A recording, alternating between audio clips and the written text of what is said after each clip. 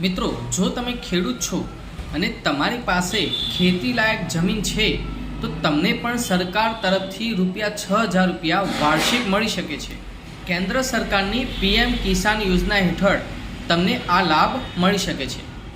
જે ખેડૂત મિત્રોએ PM કિસાન યોજનામાં રજિસ્ટ્રેશન કરાવેલ છે અને જે ખેડૂત મિત્રોના બેંક ખાતામાં આ રકમ જમા મળે છે એ ખેડૂત મિત્રોએ હવે પછી આ યોજનાનો લાભ ચાલુ રાખવા માટે ફરજિયાતપણે E-kyc કરાવવું પડશે. આ E-kyc કઈ રીતે કરાવવું એની સંપૂર્ણપણે માહિતી હું તમને આ વિડીયોમાં આપવાનો છું. તો મિત્રો, આ વિડીયો સંપૂર્ણપણે ખાસ જોવા માટે મારી નમ્ર વિનંતી. મારું નામ છે પ્રિન્કેશ લિંબાચિયા. મારી યુટ્યુબ ચેનલમાં આપ સૌનું હાર્દિક સ્વાગત છે. મારી યુટ્યુબ ચેનલને લાઇક કરશો, શેર કરશો અને કોમેન્ટ કરવાનું ભૂલતા નહીં. તો ચાલો વિડીયોની શરૂઆત કરીએ.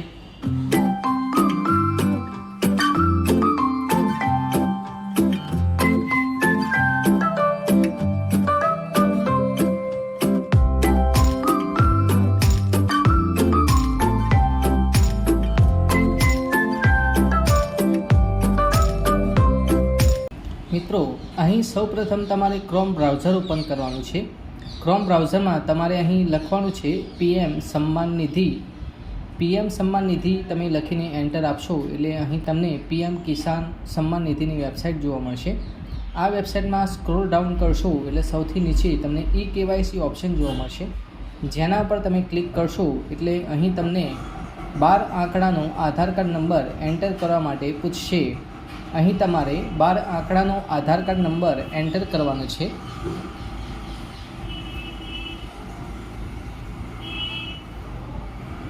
આંકડાનો આધાર કાર્ડ નંબર એન્ટર કર્યા બાદ સર્ચ બટન ઉપર ક્લિક કરવાનું છે.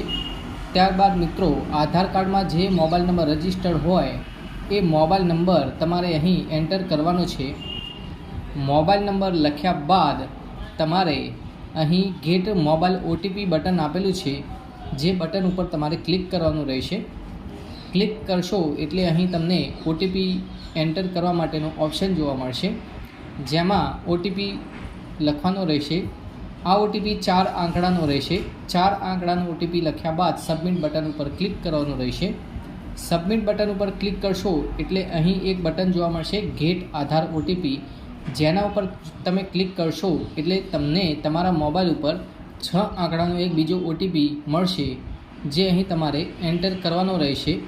આ 6 આંકડાનો OTP એન્ટર કર્યા બાદ તમારે સબમિટ બટન ઉપર ક્લિક કરવાનું છે.